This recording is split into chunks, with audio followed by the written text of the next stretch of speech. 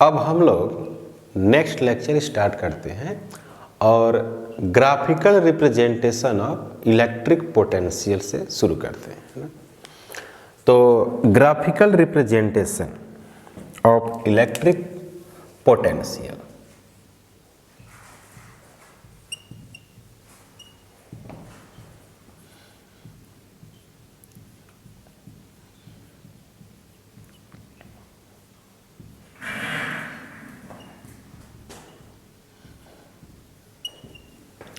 Graphical representation of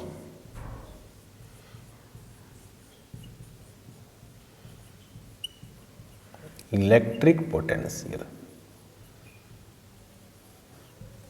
ठीक है, तो हम लोग वी आउट की जो बात किया था, वी आउट वो था K Q divided by R. ये आर ग्रेटर देन आर थी, है ना। और एक थी V on is equal to K Q by R, और ये थी आर बराबर आर पर। और एक थी वी इन, ये भी क्या थी, के क्यू थी ना, के क्यू यही तो थी, आर लेस देन आर। जो सतह पे होगी ना वही मान अंदर में भी होगी, कांस्टेंट। सेंटर पे भी वही बात है, चाहे कहीं भी हो, भी सेंटर, ये भी सेंटर पे भी वही होगी, के क्यू बाई आर। तो इसका ग्राफ बनाना काफ़ी आसान है। इसके ग्राफ बनाया जाए तो इस तरह से होगा, इधर हो गया पोटेंशियल और इधर हो गया, ये हो गई आर, ये आर हो गई। तो सेंटर यहाँ पर मिले ना, सेंटर, ये सेंटर है। यहाँ पे जो मान है वो एक के क्यू बटे आर है, इन के क्यू बटे आर, ऑन के क्यू बटे आर, यहाँ तक सेम रहेगा। तो आप इसको स्ट्रेट लाइन से दिखा सकते हैं। और ये जो वैल्यूज है वो क्या है, आर इक्वल टू आर, यहाँ पर आर लेस देन आर और यहाँ पर आर ग्रेटर देन आर, और इस तरह से ऐसे। ये हुआ सेल का पोटेंशियल का ग्राफ। ये है ऑन, है ऑन, ये है इन, और ये है वी आउट जो 1/r की तरह है। इन्फिनिटी पर जाकर फिर जीरो हो जाएगी। इसकी पोटेंशियल एक ही जगह जीरो होगी, वो है इन्फिनिटी। क्लियर है बात। सेम इसी तरह से हम लोग पढ़ेंगे सॉलिड स्फीयर के लिए, है ना, सॉलिड स्फीयर। तो सॉलिड स्फीयर के लिए अगर हम बात करें तो इसमें जैसे मैंने इलेक्ट्रिक फील्ड कैलकुलेट किया था, सेम उसी तरह से आपको यहाँ पर कैलकुलेट करना है, सेम वही काम करना है और कुछ नहीं। तो पोटेंशियल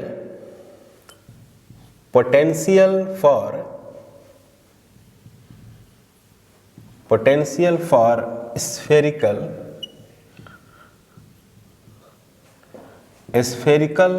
सॉलिड बॉडी, सॉलिड या ऐसे लिखें, for solid sphere,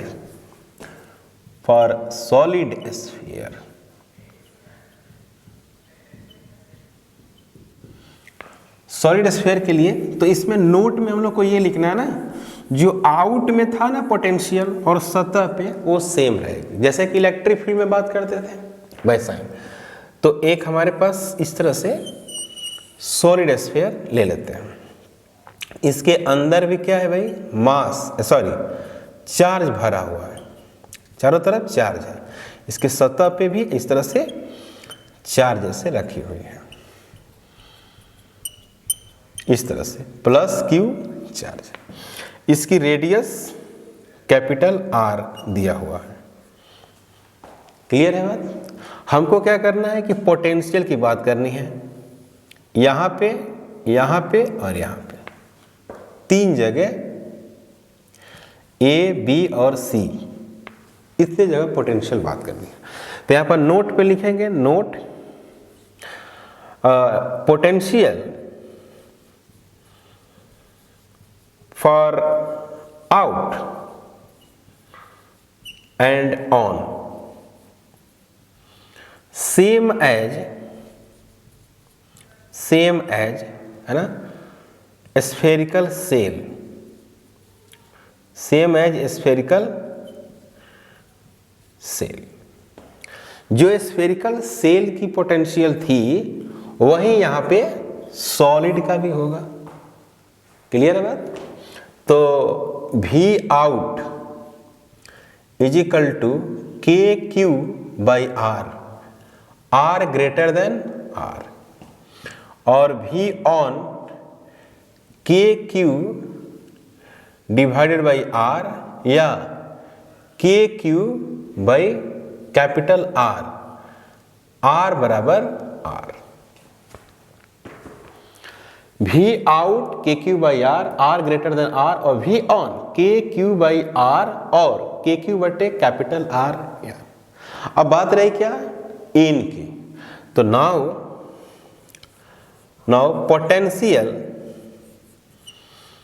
potential inside solid sphere, potential inside solid sphere. तो हम ऐसे करते हैं कि ये एक स्फीयर कंसीडर करते हैं और यहां से R दूरी पर एक हम क्या मान लेते हैं, ये R दूरी, ये है क्या O, ये हो कौन पॉइंट, और ये कहां से आया है पॉइंट, जगह कहां से इन्फिनिटिव से आया है।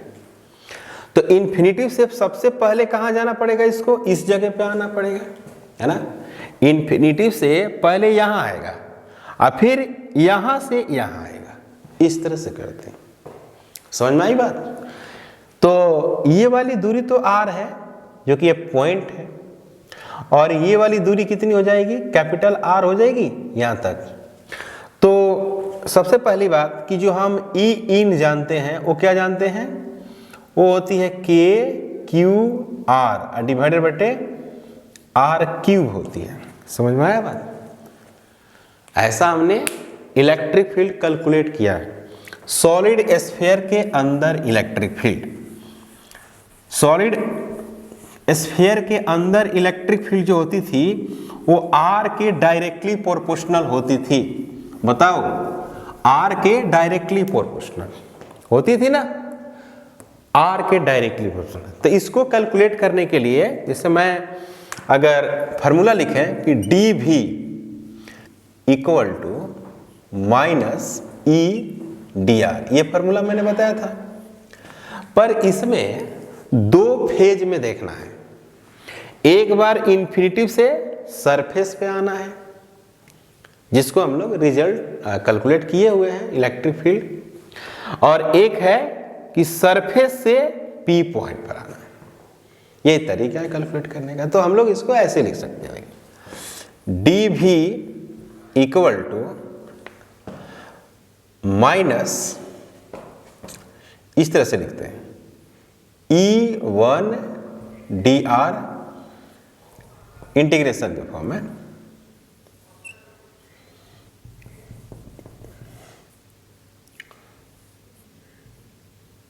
इस तरह से, है ना। E1 अब प्लस E2dr, इस तरह से। अब इसकी आप लिमिट ले सकते हैं। लिमिट लेंगे तो क्या मिलेगा, इसको यहां पर इन्फिनिटिव से आना है और कहां तक आना है, R तक। इन्फिनिटिव से कैपिटल R, ये रेडियस यहां से यहां तक दूरी कितनी है, कैपिटल R, तो कैपिटल R तक आनी है ना, इन्फिनिटिव से कैपिटल R, और यहां पे कैपिटल R से आना है, यहां पर R है, तो कैपिटल R से R हो गया। यहां पर इन्फिनिटिव 0 और सीधे चला जाना है यहां पे, है ना। इन्फिनिटिव स्टार्ट हुआ और 2 इन्फिनिटिव से r फिर r से स्मॉल r। तो इन्फिनिटिव 0 और यहाँ पे जो पोटेंशियल है उसका नाम है V इन, है कि नहीं? ये जो पॉइंट आ गई वो अंदर आ गई भाई, तो ये बोला ना V इन इनसाइड। तो यहाँ पे तो हम लोग निपट सकते हैं V 0 से लेकर V इन इक्वल टू, यहाँ पे क्या लिखना है? यहाँ पे लिखना है माइनस के क्यू डिवाइडेड बटे आर का स्क्वायर और इन्फिनिटिव से आर को डाउट डी आर। और यहाँ पे जो लिखना है, यहाँ पे वो कैपिटल आर से आर, ये तो अंदर के स्फीयर के अंदर, और ये रहा है स्फीयर के अंदर क्या रहा है? के क्यू आर डिवाइडेड बटे कितना? आर क्यू, और ये हो गया डी आर, इस तरह से। तो यहाँ पर लिखेंगे माइनस, ध्यान दीजिएगा, यहाँ पर हो जाएगा के क्यू -1 बटे आर इन्फिनिटिव से कैपिटल आर प्लस के क्यू आर क्यू, और यहाँ पर हो जाएगा आर स्क्वायर डिवाइडेड बटे 2 और कैपिटल आर से स्मॉल आर, और यहाँ पर हो गया V इन -0। और सिंपली इसको सोल्व करेंगे तो आता है कंजस्टेड रिजल्ट आता है, आप उसको याद रखेंगे क्योंकि जेईई मेन में भी आता है और बोर्ड में प्रूफ करने को भी आता है, बोर्ड में प्रूफ करने के लिए भी आता है रिजल्ट। तो यहाँ पर लिख सकते हैं V in equal to minus, यहाँ भी के क्यू है, आप कॉमन कर सकते हैं, V इन के क्यू और के क्यू बाहर लेंगे तो मिलेगा K Q with negative sign minus, और यहाँ पे हो जाएगा -1 बटे आर और -1 बाई इन्फिनिटी, 1 बाई क्या? इन्फिनिटी, और यहाँ पर हो जाएगा +1 बाई आर क्यू, और यहाँ पर हो जाएगा आर का square by 2 minus capital R का स्क्वायर बाई 2। बात समझ में आ रही है? तो यहाँ पर लिखेंगे V in equal to minus K Q simply -1 by R plus 1 by 2 R Q, और यहाँ पर हो जाएगा आर का स्क्वायर माइनस आर का स्क्वायर। क्लियर है ये बात? ये क्लियर? तो यहाँ पर आप लिख सकते हैं V in minus K Q divided बटे 2 R Q, 2 R Q common लिया मैंने, तो यहाँ पर क्या हो जाएगा? -2 आर क्यू डिवाइडेड बटे 2 आर स्क्वायर हो जाएगा, 2 आर स्क्वायर प्लस आर का स्क्वायर माइनस आर क्यू, इस तरह से हो जाएगा इसे, है ना? इस तरह से होगा, आर क्यू नहीं सॉरी आर का स्क्वायर, यहाँ पर आर स्क्वायर होगा ना, आर स्क्वायर। तो आप इसको लिख सकते हैं V इन, इस माइनस को अंदर लेकर जाइए, तो K Q divided by 2 R Q, इस माइनस को अंदर ले जाएगा तो कितना हो जाएगा? 2 R square minus R square अब प्लस आर स्क्वायर। तो ये रिजल्ट आएगा K Q 2 R Q 3 R का स्क्वायर माइनस आर का स्क्वायर, ये हो गया V इन, ये रिजल्ट V इन। क्लियर है बात? ये थोड़ा सा कॉम्प्लिकेटेड मान सकते हैं ना इसका। dV बराबर माइनस EDR मैंने किया है, dV 0 से लेकर V इन इन्फिनाइट से लेकर R तक V1 dr प्लस R से R E2 dr, ये अंदर वाला इलेक्ट्रिक फील्ड है और ये सरफेस वाला, इसको आप इंटीग्रेट करो, है ना, इन्फिनिटी से सतह पर और सतह से अंदर, ये रिजल्ट है। अब हम बात करते हैं एट सेंटर, तो एट सेंटर का भी रिजल्ट आप निकाल सकते हैं। स्मॉल r बराबर क्या करेंगे, 0। अगर स्मॉल r का वैल्यूज अगर आप 0 कर देते हैं, स्मॉल r का values 0, small r equal to क्या कर दे, 0 कर दे, 0, तो सेंटर पर आएगा, तो v centre equal to K Q divided बटे 2r क्यू, और यहां पर हो जाएगा 3r का स्क्वायर माइनस 0, तो ये हो गया के Q 2r Q into 3r square, इस तरह से लिखेंगे, तो 3r स्क्वायर, तो ये और ये कैंसिल होगा, तो आएगा K Q 3k Q divided बटे 2r, ये हो गया v सेंटर। और k का वैल्यू आपको पता है, k इक्वल टू 1/4πε0, इसको हम लोग लिखते हैं इस तरह।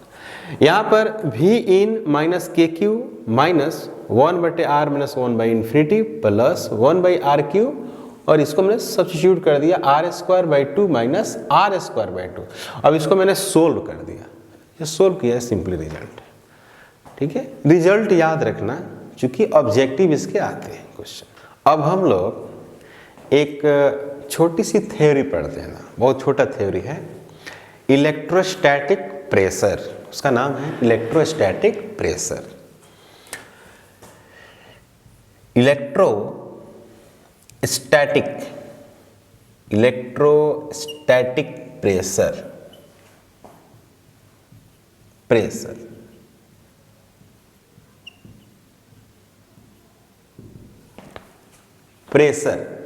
प्रेशर आप समझ रहे हैं, फोर्स बाई एरिया होती है।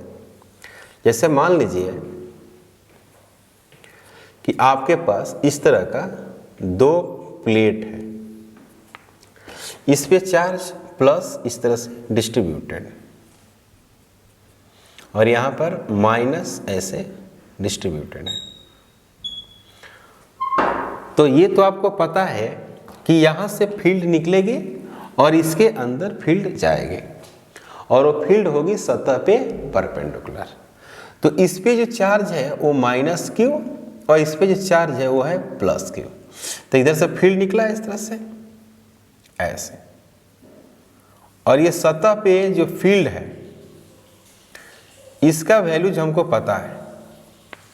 अगर इसकी सरफेस चार्ज डेंसिटी सिग्मा हो, इसकी भी surface charge density minus sigma हो, सिग्मा इसकी सरफेस चार्ज डेंसिटी है, और इस प्लेट की जो सरफेस एरिया है ए जो है सरफेस एरिया ऑफ प्लेट है, surface area A surface area of plate, sigma जो है surface charge density, surface charge density, surface charge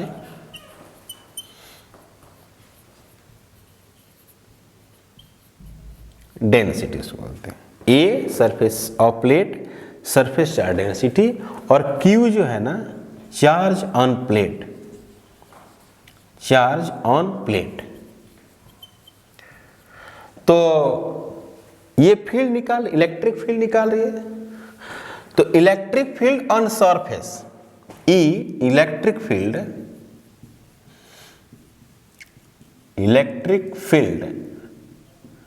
on surface, तो ये हम तो प्रूफ कर चुके हैं ना कि किसी सरफेस, किसी सतह पे, है ना, थिन शीट के सतह पे फील्ड कितनी होती है, ये मैंने प्रूफ किया है, और उसका मान बताया है E बराबर सिग्मा बाई 2ε0, ऐसे मैंने बताया है कि नहीं, फील्ड, और वो सतह पे परपेंडिकुलर। तो प्लस पे अगर देखा जाए तो सीधे बाहर, और माइनस पे देखा जाए तो सीधे अंतर, सतह पे परपेंडिकुलर। तो सतह पे परपेंडिकुलर, ये वाली फील्ड इस चार्ज पे लग रही है कि नहीं?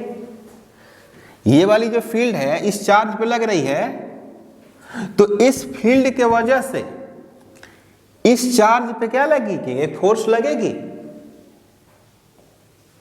बोलो, ये जो फील्ड है, ये फील्ड ऐसे जा रही है और उसी फील्ड में ये चार्ज आ गई, नेगेटिव चार्ज। तो इस प्लेट पे जो फोर्स लगेगी वो इलेक्ट्रिक फील्ड के उल्टा लगेगी, क्योंकि चार्ज क्या है? निगेटिव है। ऐसा हमने पढ़ा है ना कि अगर इलेक्ट्रिक फील्ड इधर है और यहां पर माइनस क्यू चार्ज है, तो इस पे फोर्स कहां लगेगी? फील्ड के उल्टा में लगेगी, नहीं लगेगी? अगर चार्ज क्या है? पॉजिटिव, तो फोर्स कहां लगेगी? फील्ड के दिशा में लगेगी, नहीं लगेगी ना? तो इस प्लेट पे फोर्स किधर लगेगी? फील्ड के उल्टा। तो फील्ड इधर है ना, एफ, फील्ड इधर है तो फोर्स कहां लगा? उल्टा लगा। और इस पॉजिटिव चार्ज पे फील्ड किधर? इधर। तो इस पॉजिटिव प्लेट पर फोर्स किधर? इधर। क्योंकि फोर्स जो लगेगी वो फील्ड के दिशा में लगेगी, अगर चार्ज पॉजिटिव है तब। क्लियर है बात? है यहां क्लियर है? तो आप क्या करोगे भाई, यहां पर इस तरह से लिखोगे तो कॉमन सी आप बात क्या बोलते हो कि भाई ये पॉजिटिव चार्ज, ये नेगेटिव चार्ज दोनों अट्रैक्ट करती है, ऐसे बोलते हैं। लेकिन बात हम प्रेशर की कर रहे हैं, तो प्रेशर जो अक्सर होता है ना, फोर्स पर यूनिट एरिया, मतलब कि फोर्स जो होती है ना वो सतह पे क्या होती है? परपेंडिकुलर होती है। तो ये वाली फील्ड इस सतह पे क्या है? परपेंडिकुलर है, और इस सतह पर क्या है? नेगेटिव चार्ज है। तो इस फील्ड के वजह से इस नेगेटिव चार्ज पे जो फोर्स लगेगा वो इधर की तरफ लगेगा, लेकिन वो फोर्स सतह पे परपेंडिकुलर होगा, तो वो प्रेशर एक्सर्ट करेगी, जबकि इसकी एरिया क्या है? ए है। नाउ तो इसको मिटा देते हैं। अब बहुत बड़ा थ्योरी नहीं है, पर एक बार जेईई मेन में पूछा है ऑब्जेक्टिव, और वही जेईई मेन का यही क्वेश्चन ना अभी हाल फिलहाल में ऑब्जेक्टिव सीबीएसई में पूछता है उसी क्वेश्चन को। क्योंकि कुछ क्वेश्चन ऐसे होते हैं ना जिनकी लेवल जेईई मेन और बोर्ड और नीट लगभग बराबर होता है, कुछ ऐसे क्वेश्चन होते हैं, है ना? आपने सुना होगा ना कि अपीयरिंग में ही बच्चा क्वालिफाई कर गया, है कि नहीं? तो कुछ क्वेश्चन होते हैं जिनकी लेवल लगभग क्या होती है? सेम होती है। तो यहां पर अगर फोर्स की बात करें, फोर्स की, तो F बराबर Q इंटू क्या? E, ऐसे।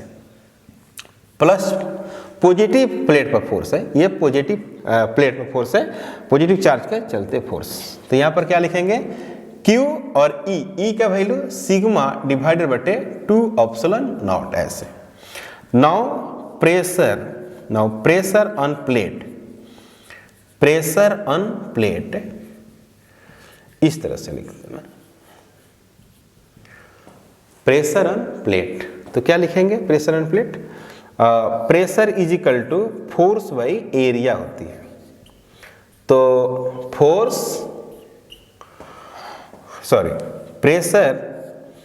आपके पास क्या है? फोर्स है Q सिग्मा डिवाइडेड बटे 2 एप्सिलॉन नॉट, और साथ में क्या रहेगा? एरिया। तो इसको लिख सकते हैं pressure equal two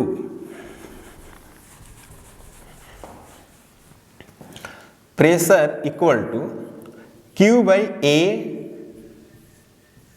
into sigma by 2 epsilon 0। तो यहाँ पर क्या होगा?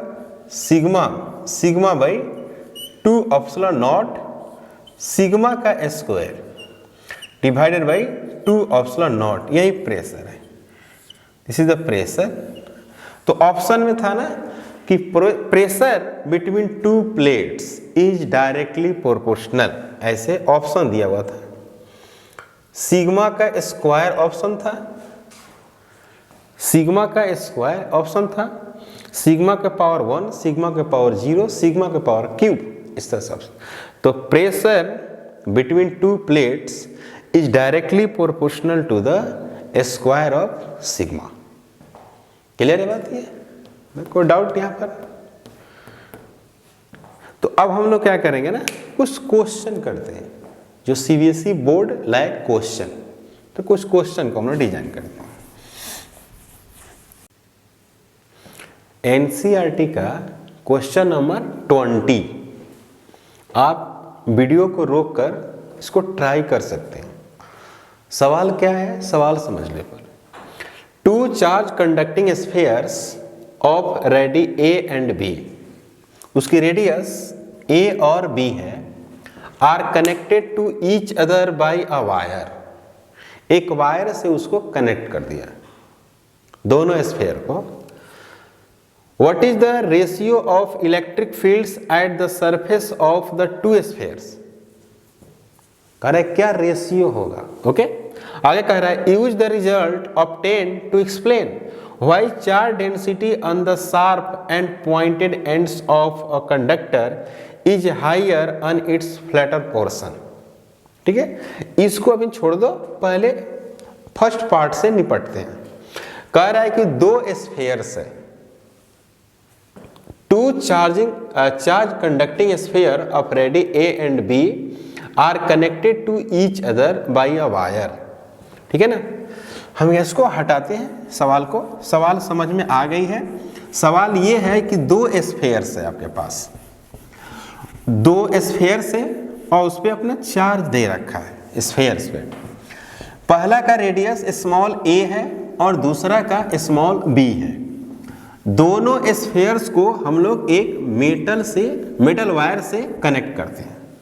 तो जब किसी स्फीयर को आप मेटल वायर से कनेक्ट करेंगे तो आपको क्या मिलेगा, ये एक स्फीयर और एक दूसरा स्फीयर, ये हो गया B और ये हो गया A, ये हो गया। और इस पे चार्ज मान लीजिए Q1 और इस पे चार्ज है आपको Q2, मान लेते हैं इस पे चार्ज Q1 और इस पे चार्ज Q2 है। अब इसको क्या करना है कि एक मेटल वायर से कनेक्ट करना है। यह है आपका मेटल वायर, मेटल वायर। अब मेटल वायर से जब इसको कनेक्ट किया जाएगा तो होगा क्या कि इससे चार्ज इसमें बह सकती है या इसमें इससे बह सकती है। मैंने एरो दिया है ऐसे, क्योंकि हो सकता है कि एक का पोटेंशियल क्या हो, ज्यादा हो और कम हो, ये भी हो सकता है ना। तो कुछ देर के बाद दोनों का पोटेंशियल क्या हो गया, सेम हो गया। दोनों का पोटेंशियल सेम हो गया, तो उस वक्त जब सेम हुआ तो हमने माना कि इस पे चार्ज Q1 और इस पे चार्ज Q2 है, ऐसा मैंने मान लिया। ठीक है ना भाई। पोटेंशियल और चार्ज, पोटेंशियल बराबर होगी तो ये कोई जरूरी नहीं है कि चार्ज बराबर होगी, है कि नहीं। जैसे टेम्परेचर, दो बॉडी का टेम्परेचर सेम होगी तो ये कोई जरूरी नहीं है कि उसमें हीट का जो अमाउंट होगा वो सेम होगा, ऐसा कुछ नहीं। हीट ज्यादा भी हो सकता है, कम भी हो सकता है, लेकिन टेम्परेचर बराबर भी हो सकती है। क्लियर है? तो now when two metal sphere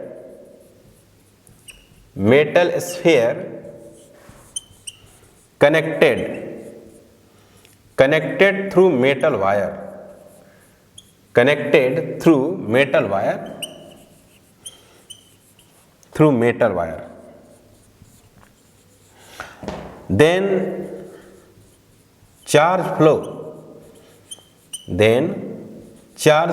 charge का क्या होगा, फ्लो होगा, flow till now when potential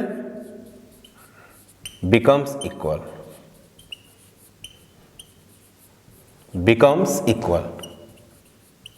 मतलब कि ये तब तक चार्ज बहेगा जब तक कि दोनों का पोटेंशियल क्या हो जाए, इक्वल ना हो जाए।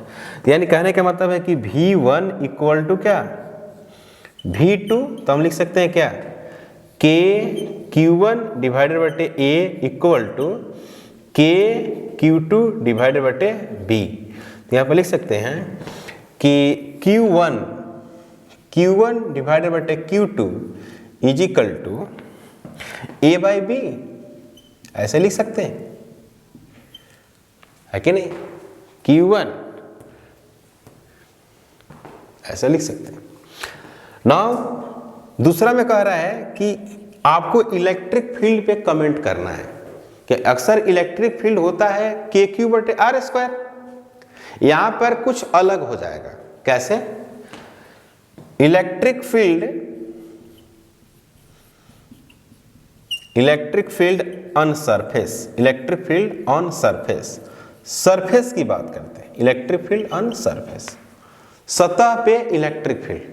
तो सतह पे जो इलेक्ट्रिक फील्ड होगी वो क्या होगी, जरा देखिएगा, ए की बात करता हूं, मतलब ये फर्स्ट की बात कर रहे हैं, फर्स्ट की, E1 is equal to KQ1 divided बटे A स्क्वायर, और E2 is equal to KQ2 divided बटे B का स्क्वायर। ये इलेक्ट्रिक फील्ड होगी या नहीं, ये तो इलेक्ट्रिक फील्ड होगी। अब ये इलेक्ट्रिक फील्ड में हम लोग एक रिलेशन बनाएंगे और उस बात पे कमेंट करेंगे कि जब किसी स्फीयर को मेटल वायर से जोड़ते हैं और उसके बाद इलेक्ट्रिक फील्ड जब निकालते हैं तो 1 बटे R स्क्वायर न होकर 1 बाई R हो जाता है। जैसे E1 divided by E2 equal to KQ1 A square KQ2 B square. तो ये K और ये K कटता है तो बन जाता है क्या, E1 डिवाइडेड बटे E2 इक्वल टू E1 बटे E2 equal to Q1 divided by Q2 equal into B square divided बटे A स्क्वायर। अब बात करते हैं क्या, फ्रॉम फर्स्ट। अगर फर्स्ट से बात करें तो E1 E2 is equal to Q1 by Q2 A by B। तो Q1 बाई Q2, तो यहां पर लिखेंगे क्या, A by B into B square divided बटे A स्क्वायर। तो यहां से ये कट जाएगा, एक यहां से कटेगा, तो बन जाएगा क्या, E1 क्या बनेगा, यहां पे बनेगा E1 बटे E2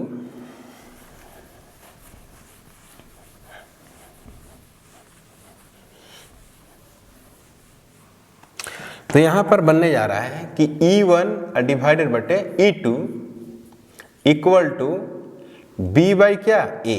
देख रहे हैं, B बाई A। ये जेई मेन में भी पूछा है और बोर्ड में पूछा है, जेई मेन में पूछा हुआ है, क्वेश्चन बैंक में आप देखिएगा, ये क्वेश्चन जेई मेन में पूछा हुआ है और ये एनसीईआरटी क्वेश्चन है। तो E1 बटे E2 इक्वल टू B बटे A। तो 1 में रेडियस कितना, A, और 2 में रेडियस B। इसका क्या मतलब, इसका मतलब ये हुआ 1 बटे A E1 के लिए, यानी E1 बटे R। देखा, इलेक्ट्रिक फील्ड 1 बटे R। ऐसे पॉइंट चार्ज के लिए होता था 1 बटे R स्क्वायर, और इलेक्ट्रिक डाइपोल के लिए होता था 1 बटे R क्यूब, है ना। और लाइन चार्ज रॉड के लिए किसी पॉइंट पर इलेक्ट्रिक फील्ड 1 बाई R होता था, और 2 स्फीयर को मेटल वायर से कनेक्ट करेंगे उस केस में भी 1 बटे R होगा। समझ में आ रही बात, 1 बटे R square electric field intensity होती है, यहां पे 1 बाई R है। कब, जब 2 मेटल स्फीयर को, है ना, एक मेटल वायर से कनेक्ट करते हैं, तब जब दोनों का पोटेंशियल बराबर हो जाता है। ये इतना सवाल था, ये पहला पार्ट था। दूसरा पार्ट ये है ना, दूसरा पार्ट ये होता है कि अगर आपके पास कोई एक बॉडी है और बॉडी कुछ इस तरह की है, ऐसे है बॉडी, मान लो इस तरह से है, ऐसे,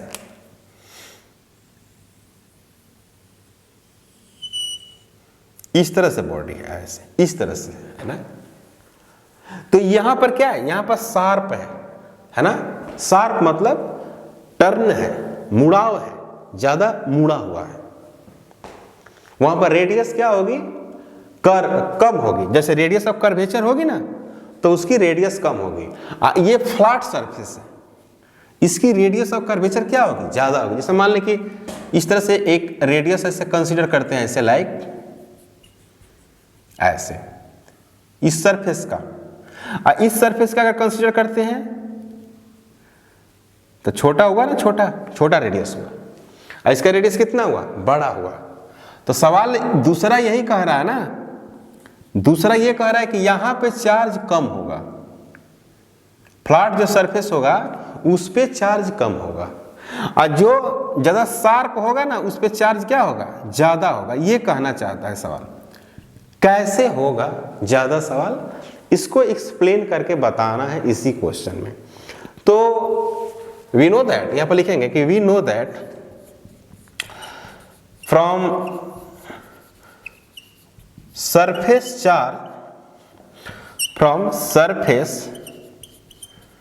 charge density,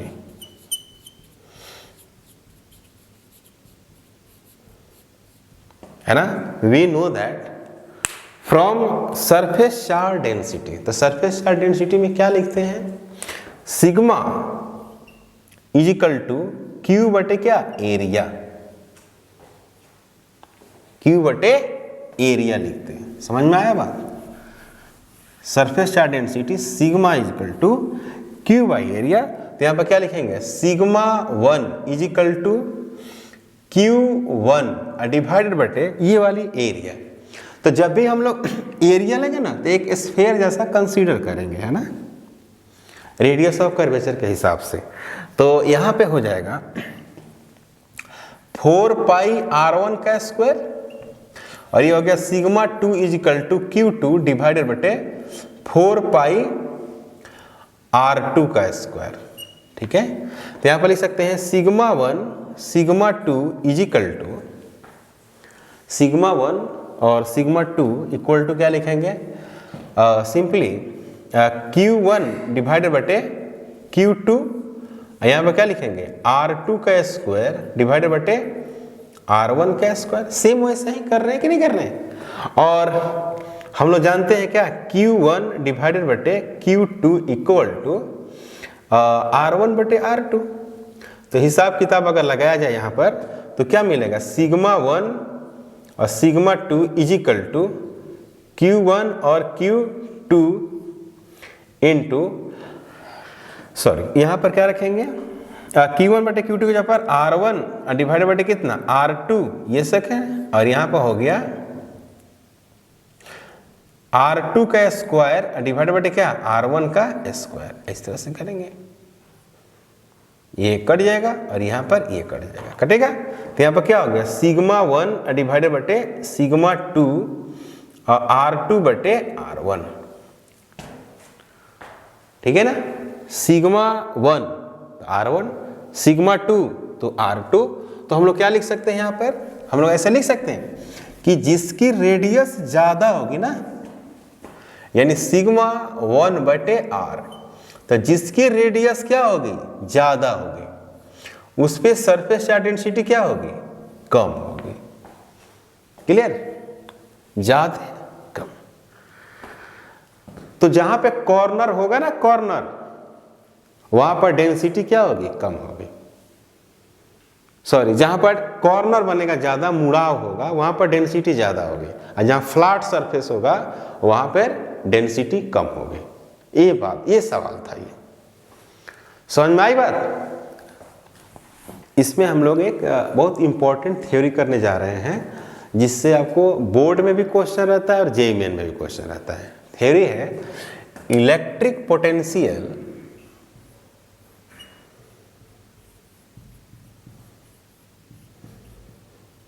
electric potential energy, electric potential energy due to electric potential energy of dipole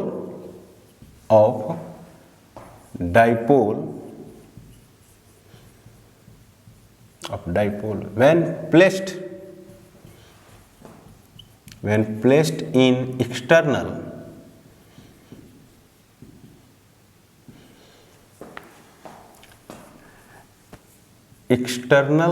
electric field,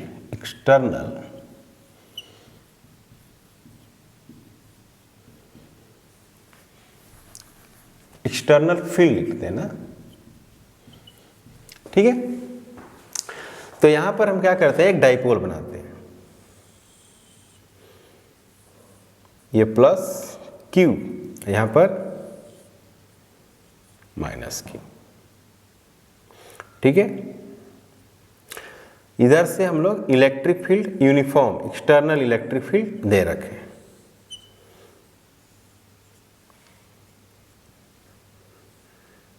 और इसकी लंबाई है आपको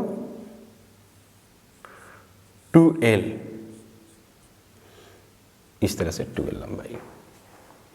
जैसे इस पे फील्ड देंगे, है ना, तो क्या करेगा, टर्न करेगा, रोटेट करेगा, और रोटेट करके ऐसा हो गया, इस तरह से हो गया, ऐसे मुड़ गया। यहां पे प्लस क्यू चार्ज है, इस तरह से F बराबर Q इंटू ई, और यहां पर क्या है, माइनस क्यू चार्ज है, और इधर हो गया F बराबर Q इंटू ई।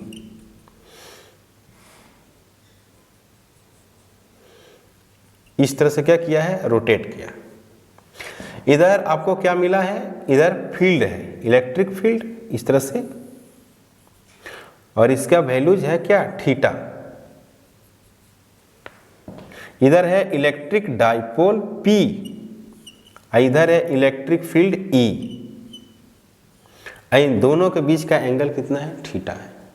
पहले बिल्कुल 90 था, डाइपोल किधर, इधर, अब फील्ड किधर, इधर, 90 हुआ ना, डाइपोल इधर और फील्ड इधर, दोनों के बीच का एंगल 90। अब क्या हुआ, मुड़ गया, है ना, मुड़ के कहाँ गया, ऐसे, डाइपोल इधर और इलेक्ट्रिक फील्ड इधर, दोनों के बीच का एंगल थीटा, ठीक है। तो हम ये कह सकते हैं कि पहले थीटा इनिशियली कितना था, 90 डिग्री, अब घूम के थीटा फाइनल कहां चला गया, थीटा। थीटा इनिशियल 90 डिग्री और थीटा फाइनल कितना है, theta. F equal to Q into E, theta final theta हो गया। तो हम लोग एक और बात जानते हैं, we know that tau is equal to P E sine theta, dipole का टॉर्क। तो हमको पोटेंशियल एनर्जी निकालना है, तो सबसे पहले हम लोग वर्क डन निकालेंगे, क्लियर। सबसे पहला काम हम लोग वर्क डन की कैलकुलेशन करेंगे, वर्क डन। तो रोटेशनल में हम लोग जो वर्क डन निकालते हैं, यहाँ रोटेट कर रही है ना बॉडी, भाग नहीं रही है ना, फिक्स सेंटर है और ऐसे रोटेट करती है। तो रोटेशन के केस में हम लोग जो वर्क डन निकालते हैं कुछ ऐसा होता है। नाउ वर्क डन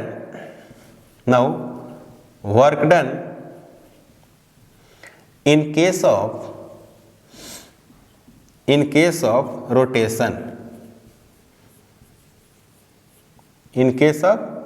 है ना। now work done in case of rotation, तो इसको लिखेंगे ना, dw is equal to tau D theta. dw small work done, dw small work done due to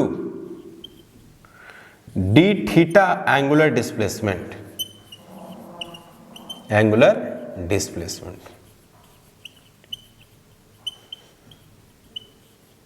समझ में आ रही बात? D W small work done due to, है ना, due to D theta angular displacement, ये मैंने लिखा। तो डी डब्ल्यू is equal to P E sine theta D theta, integrate करेंगे, है ना, इसको इंटीग्रेट किया जाएगा। तो ये एक डाइपोल है, बाहर से इलेक्ट्रिक फील्ड दे रखे हैं, जैसे इलेक्ट्रिक फील्ड इस पर आएगी तो इस प्लस क्यू पे चार्ज इधर और माइनस क्यू पे चार्ज इधर, और एक सर्कल रोटेट करेगा, घूमेगा। तो उस घुमाव के चलते क्या वर्क डन हुआ, वही एक रिजल्ट आपको निकालना है, एक रिजल्ट कैलकुलेट करनी है। तो थीटा इनिशियल 90, मतलब कि डाइपोल इधर और इलेक्ट्रिक फील्ड इधर इनिशियली, और उसके बाद क्या कर गया, मुड़ गया। तो डाइपोल इधर और इलेक्ट्रिक फील्ड इधर, उसके बीच का एंगल थीटा मैंने कंसीडर किया। ये समझ में आ रही बात? क्या कर दिया किया है मैंने, थीटा को वैल्यूज दिया, थीटा उसका माना। तो डी डब्ल्यू 0 से W और P कांस्टेंट, चूंकि चार्ज का मैग्नीट्यूड नहीं बदल रहा है और उसके बीच की दूरी भी नहीं बदल रही है, तो ये कांस्टेंट। इलेक्ट्रिक फील्ड जो है वो कांस्टेंट है, एक्सटर्नल इलेक्ट्रिक फील्ड कांस्टेंट, तो ये भी कांस्टेंट। थीटा बदल रहा है, 90 से थीटा, है ना, 90 से 60, 60 से 30, 30 से 20 डिग्री, फिर 10 डिग्री, 5 डिग्री और 0 डिग्री, ऐसे होता है, वेरिएबल हुआ। तो PE और साइन थीटा डी थीटा इस तरह से करेंगे थीटा इनिशियल। तो थीटा इनिशियल कितना, 90 डिग्री, और कहां पहुंच गया, थीटा। तो W 0 से लेकर कहां तक, W तक, इज इक्वल टू PE और साइन थीटा। तो साइन थीटा की इंटीग्रेशन माइनस कॉस थीटा और 90 डिग्री थीटा।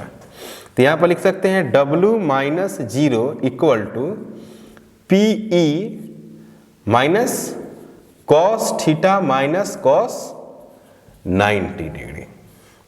तो यहां पर लिखेंगे W is equal to minus PE और कॉस थीटा, ये कॉस थीटा माइनस कॉस 90 0, तो W equal to minus PE cos theta, इस तरह से लिख सकते हैं, ठीक है ना। W is equal to minus PE theta cos theta. अब ये किस पे डिपेंड कर रहा है, इलेक्ट्रिक फील्ड और डाइपोल पे तो डिपेंड कर ही रहा है, क्योंकि यहां पर मेन जो डिपेंडेंसी है वो थीटा है, थीटा पे डिपेंड कर रहा है। तो थीटा की अगर हम बात करें तो इसको ऐसे लिख सकते हैं, देखिएगा, W इक्वल टू W ऐसे लिखते हैं थीटा, मतलब कि जो W है वो फंक्शन किसका है, थीटा का है। और यहां पर इलेक्ट्रिक डाइपोल एक वेक्टर क्वांटिटी है और इलेक्ट्रिक फील्ड भी क्या, एक वेक्टर क्वांटिटी है। तो हम लिख सकते हैं माइनस P डॉट E, क्योंकि वर्क एक स्केलर क्वांटिटी है कि नहीं, ऐसा लिख सकते हैं। दिस वर्क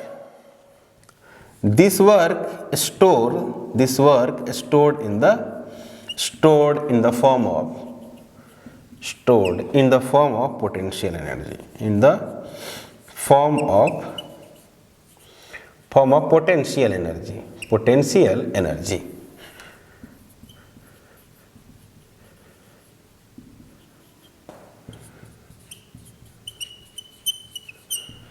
potential energy, तो इसको लिख सकते हैं U as the function of theta equal to minus P dot E, ऐसे लिख सकते हैं, देख रहे हैं, U थीटा है ना, U theta is equal to minus P vector dot E vector, इधर पोटेंशियल एनर्जी का है कि नहीं। अब इसका वैल्यू हम लोग अलग अलग कैलकुलेट कर सकते हैं, इसकी वैल्यू। जैसे मान लीजिए कि इसमें हम एक बात लिखना चाहते हैं कि थीटा इक्वल टू इस तरह से हो, मान लीजिए कि थीटा यहाँ पर 90 से था ना, पहला केस में क्या था 90 से थीटा गया था। अब हम क्या कर रहे हैं, फर्स्ट केस में था कि 90 डिग्री से कहाँ गया था थीटा। अब हम कह रहे हैं क्या कि थीटा 1 से गया कहाँ थीटा 2, थीटा 1 से गया है थीटा 2। तो क्या लिखेंगे W is equal to P E sine theta D theta और थीटा 1 से थीटा 2, मतलब कि 60 डिग्री से 30 डिग्री। पहला क्या था 90 से थीटा, और थीटा क्या हो सकता है 90 से छोटा 0 से बड़ा, है कि नहीं। तो अब कहाँ जा रहा है थीटा 1 से थीटा 2, मतलब कि 60 से 30, 60 से 40 या 45 वगैरह वगैरह। तो आप लिख सकते हो कि P E equal to P E और माइनस कॉस थीटा, थीटा 1 से थीटा 2, तो लिख सकते हैं माइनस पी ई और cos theta 2 minus cos theta 1। इसको माइनस से मल्टीप्लाई करेंगे तो क्या मिलेगा P E cos theta 1 minus cos theta 2, है ना। ये इस तरह से, ये नीट के लिए बड़ा इंपॉर्टेंट रिजल्ट है। नीट में इस पे हमेशा क्वेश्चन पूछता है, नीट में, बोर्ड में भी पूछता है यार। जो नीट का एग्जाम है, चाहे जेई मेन का है और सीबीएसई बोर्ड का, ज़्यादा अंतर नहीं है अगर बहुत अच्छे से प्रिपरेशन किया जाए तब। बोर्ड में क्या होता है, सीबीएसई बोर्ड में कुछ ना कुछ मार्क्स दे देता है तो तुम पास कर जाते हो, है कि नहीं। और जेई मेन में क्या होता है कि अगर तुम्हारी क्वेश्चन गलत हो जाती है तो माइनस में मार्क्स चले जाते हैं, समझ रहे हो, ये अंतर है। लेवल में कोई अगर सीबीएसई बोर्ड का तुम बहुत अच्छे से प्रिपरेशन करो ना, तो उस पर काफ़ी मेहनत करनी पड़ती है। अच्छे मार्क्स के लिए मेहनत तो करनी, मार्क्स तो मिल जाते हैं, नॉलेज के लिए मेहनत करनी पड़ती है। तो इससे क्वेश्चन हमेशा नीट में आते हैं, और तुम देखना सीबीएसई बोर्ड में भी बहुत क्वेश्चन आते हैं। दोनों क्वेश्चन को अगर वेट देखोगे ना, वेट, तो सीबीएसई बोर्ड वाला भारी पड़ जाएगा। W बराबर P cos theta 1 minus cos theta 2। अब मैं यहाँ पर क्या कर रहा हूँ, देखो, जैसे मान लो भाई इस तरह से डाइपोल है, इस तरह से है, इस तरह से डाइपोल है। अब डाइपोल को आप ऐसे करो, मान लीजिए कि इस तरह से है, यहां पर प्लस क्यू, यहां पर माइनस क्यू, तो आप समझ ही रहो, इधर फिर इधर फोर्स ऐसे, और ये इस तरह से है, और कुछ देर के बाद क्या कर गया, ऐसे आ गया, है ना, फिर इधर, और फिर इसका फोर्स इधर ऐसे है। तो ये जो लाइन दिखाई जा रही है, वाली लाइन, ये वाला एंगल और फिर ये वाला एंगल, है ना। तो ये वाला थीटा 1 आ गया कहां पर, ये आ गया थीटा 2। समझ में आ रहा है, शुरुआत में थीटा 1,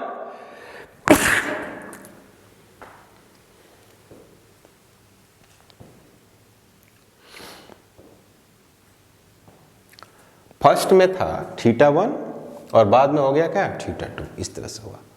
फाइनली थीटा 2 क्या हो सकता है, 0 डिग्री भी हो सकता है ना। फाइनली ये घूम जाएगा सीधे ऐसे, जैसे मान लें कि ये इधर ऐसे आ गया, इधर फोर्स और इसमें इधर फोर्स, तो इसमें डाइपोल भी किधर, इधर है, और फील्ड भी किधर, इधर है। तो थीटा 2 अब क्या हो गया 0 डिग्री। समझ में आया बात, समझ में आ रहा है कि नहीं आ रहा है। थीटा 1 से थीटा 2 क्या हो गया 0। तो क्या रिजल्ट लिखोगे यार, W इज इक्वल टू, बोलो, W equal to P E theta 1 है, cos theta 1 minus cos theta 2 0। तो ऐसे रिजल्ट मिलेगा, ऐसे कॉस थीटा 1 माइनस 1, ऐसे। समझ में आ रही बात, रिजल्ट। अब मान लो भैया ऐसे है, अब पूरा इसको पलट दो ऐसे। अभी फिलहाल कैसा है, ऐसा है, इस तरह से है फिलहाल। अब इसको क्या कर दो, पूरा घुमा कर ऐसे ला दो, तो क्या हो जाएगा। अब यहां से चलना चालू किया था, थीटा 1 से 0 हो गया। अब यहां पर क्या हो जाएगा, ये इनिशियल हो जाएगा, समझा। ये क्या होगा, इनिशियल। ये वाली अब लाइन अगर दूसरा केस में तुम अगर करते हो, मान लो कि ये प्लस चार्ज है ना, ये प्लस है और ये माइनस, अब इसको पूरा रोटेट करोगे ना डाइपोल को, फील्ड तो इधर है, तो क्या हो जाएगा, इस तरह से होगा। 180 से रोटेट करेंगे तो ऑब्जेक्टिव में आता है कि अगर डाइपोल को 180 से रोटेट कर दिया जाए, 180 से रोटेट, अब ये डाइपोल ऐसा है, 180 से रोटेट करें तो क्या होगा, यहां पर माइनस और यहां पर क्या है प्लस, अब फील्ड इधर दोगे तो इस पर फोर्स किधर लगेगा, इधर, और इस पर फोर्स किधर लगेगा, इधर, ये भी इक्विलिब्रियम हुआ, ये भी इक्विलिब्रियम है, इस स्थिति से भी इक्विलिब्रियम। तो ऐसे जब रोटेट कर देंगे ना तो θ1 जो है वो हो जाएगा कितना, θ1, अब यहां θ1 स्टार्टिंग हो गया, θ1 क्या होगा स्टार्टिंग, तो θ1 हो गया 0 डिग्री स्टार्टिंग होगा, और घूम के कितना 180, तो θ2 हो गया 180 डिग्री, और पाई, तो क्या मिलेगा W = PE, और क्या मिला cos 0 माइनस cos 180 डिग्री, तो क्या मिलेगा PE, यहां पर 1 माइनस -1, क्या मिलेगा PE इंटू 2 PE मिलेगा।